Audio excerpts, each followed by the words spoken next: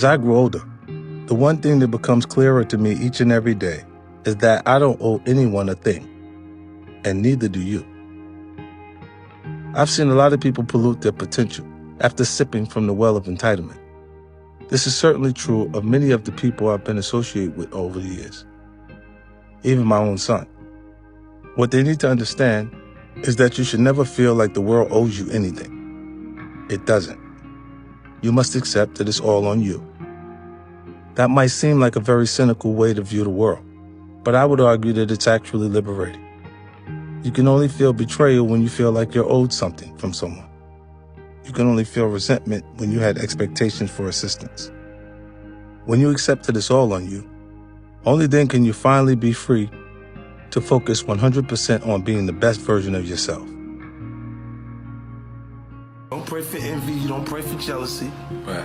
But common sense says when you get it, if you do receive enough success, you're going to receive those other energies. They're going to come. Right. And it's going to move people that are close in your circle from around you because they're going to start to feel that entitlement because they're so close to you. Saying, even if you bought them a car, they say, but you could have bought me a house, man. Look how much money you made. Right. And you go, if you bought me a house, you bought me a small house, man. You paid 1.2 for this shit. You could have bought me one for this much. You know, and it's never enough if there's that entitlement there. And some people's entitlements can't be met.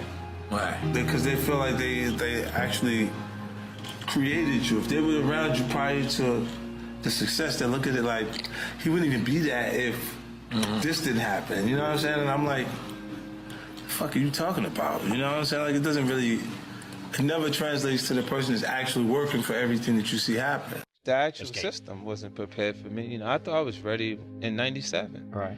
And I didn't have a major record company market and promote my project till 2003. Right.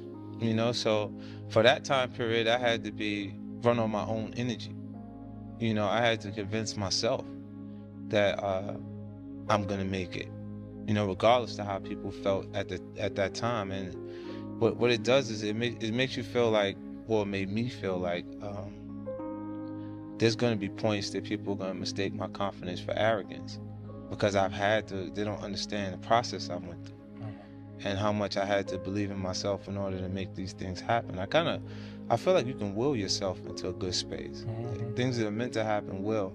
And if you believe in yourself enough, you can help yourself learn. No matter how much you feel like you're prepared for something, it never happens on your time, like when you think you're ready, like it's supposed to happen. It always happens when it's supposed to happen.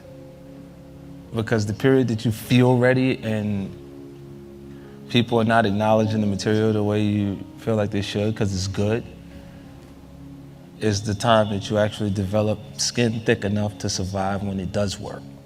When losing's not an option, then you got to do everything possible to win. And I don't understand how they become complacent and feel like, oh, it's okay. You know, you get people that deal with things by not actually dealing with them and allow you, you're the boss and you actually work for them. Because when you don't call them to say anything about what's going on, they just sit there like, he's coming to tell me what's going on, and then when it does, they're gonna do the portion of the job that they're comfortable. I don't mind losing, I just like to lose at my expense, let it be my fault. If I'm losing based on someone else's decision to do it, I'm furious about it. Yeah. Because I'm like, I could have learned it and made better judgment myself than to just allow that to happen. I got instincts. A lot of people will gauge your level of intelligence by you having an associate's, bachelor's, or a master's degree.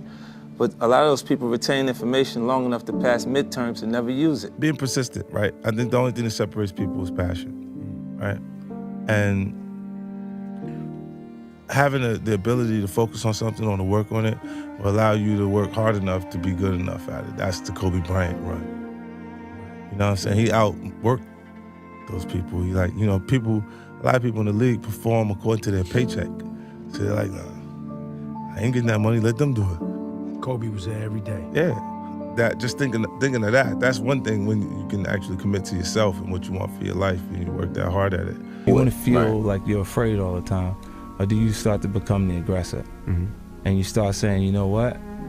You ain't got to find me because I'm looking for you. See, because the guy at the schoolyard doesn't want to fight, always leaves with a black eye. The moment that you show people that you're not willing to fight, they want to fight. I never, ever I never ran from anything because I didn't have nobody to go to. I've always had that, where I'm going. Home to get me? Ain't nobody there. Right. You know what I'm saying? Like, so I've always been in a situation where I'm forced to deal with it myself.